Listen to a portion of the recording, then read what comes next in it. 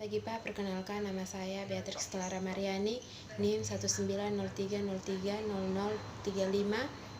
kelas A semester 3, jurusan Sosiologi. Baik, di sini kita akan membahas mata kuliah Teori Sosiologi Modern dengan judul Teori Sosiologi Kontemporer. Baik, teori sosiologis pertama berbeda karena mereka mengungkapkan asumsi atau hipotesis mereka dengan sangat sistematis dan mendiskusikan dengan cara yang sangat komprehensif. Sejauh mana teori mereka menjelaskan kehidupan sosial. Cara sistematis di mana teori sosiologi dikemukakan adalah ide kualitas yang dibagikan dengan teori lain, disiplin ilmu psikologi, fisika, genetika, dan lainnya. Teori sosiologis berbagi sistematis esensial, kualitas semua teori dengan cara lain sering berbeda dengan biasanya. Definisi klasik dari suatu teori pada dasarnya adalah deduktif. Dimulai dengan definisi dari beberapa konsep umum, menjabarkan beberapa aturan tentang cara mengklasifikasi hal-hal yang dapat diamati dan dikaitkan dengan kategori yang berbeda. Hukum genetika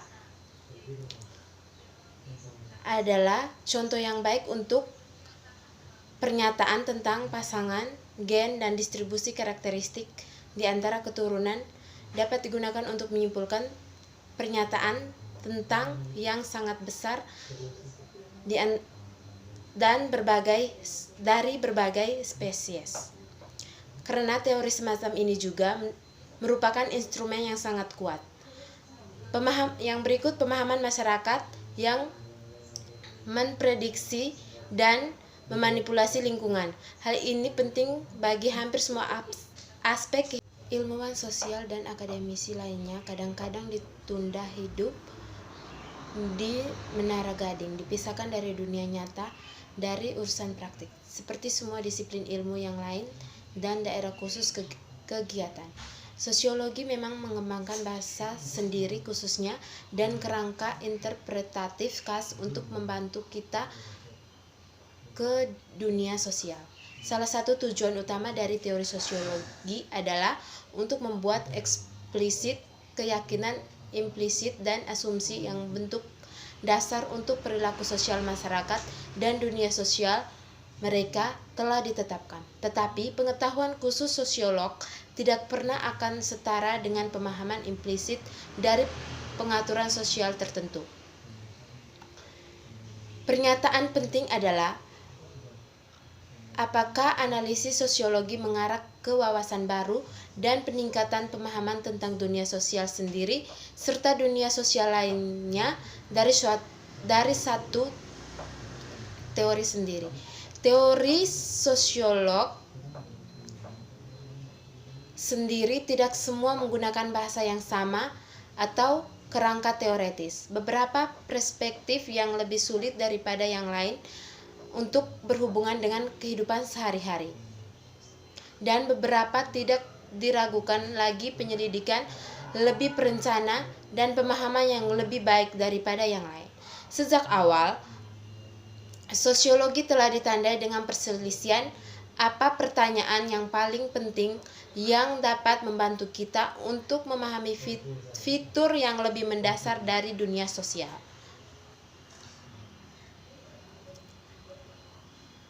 Dengan ekspansi sosiologi sebagai disiplin akademis utama, kegemaran internal lebih meningkat dengan berbagai subbidang mengembangkan perspektif mereka sendiri. Sosiologi telah ditandai dengan perselisihan masyarakat yang memprediksi dan karenanya memanipulasi lingkungan. Hal itu penting bagi hampir semua aspek kehidupan modern. Robert Merton, yang teoris fungsionalisnya akan kita diskusikan, telah menemukan bahwa banyak dari apa yang dijelaskan dalam teori sosiologis terdiri dari orientasi umum terhadap materi substantifik.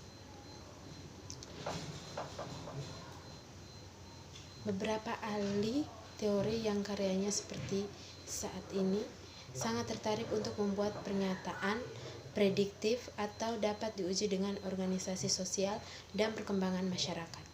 Teori ilmiah sama sekali memang mereka memungkinkan menyangkal untuk pendekatan semacam itu, tetapi ketika seseorang berurusan dengan perilaku manusia, alih-alih tentang keturunan dalam konteks perilaku manusia atau sifat organisasi sosial, pernyataan umum mereka menggambarkan bagaimana sosial masyarakat. Namun, bahkan teori-teori yang paling jauh dihapus dari model deduktif melibatkan sekumpulan konsep yang sering digambarkan sebagai blok bangunan paling dasar dari setiap teori. Pada dasarnya, sebuah konsep dalam menjadi proses sebenarnya dari penelitian dan penemuan ilmiah jauh lebih kompleks daripada yang disiratkan oleh deskripsi struktur teoretis itu.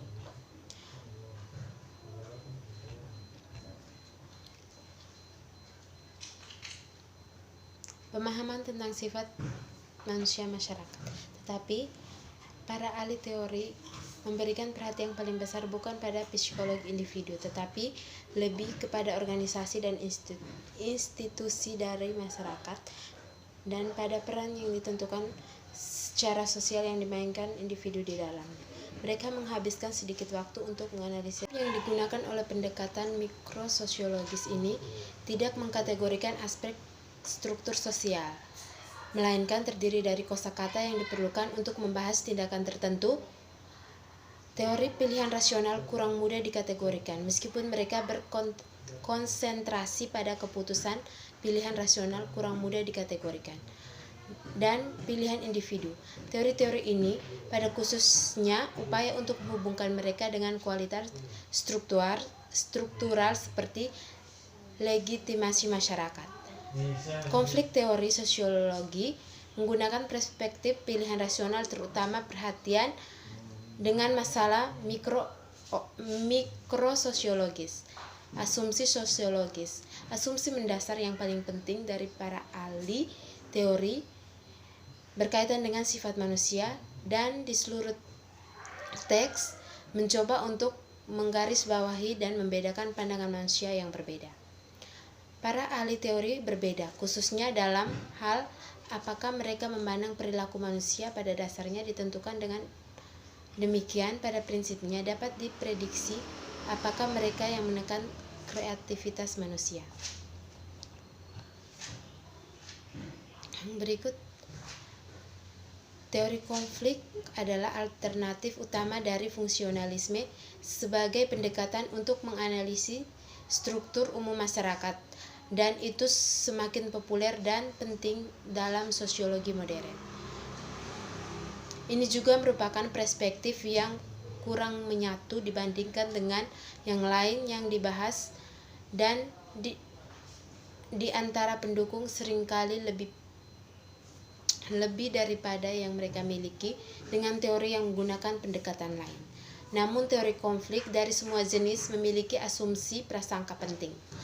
Fungsionalis seperti yang kita lihat bahwa masyarakat dan institusi sosial sebagai sistem di mana semua bagian bergantung satu sama lain dan bekerja sama untuk menciptakan keseimbangan.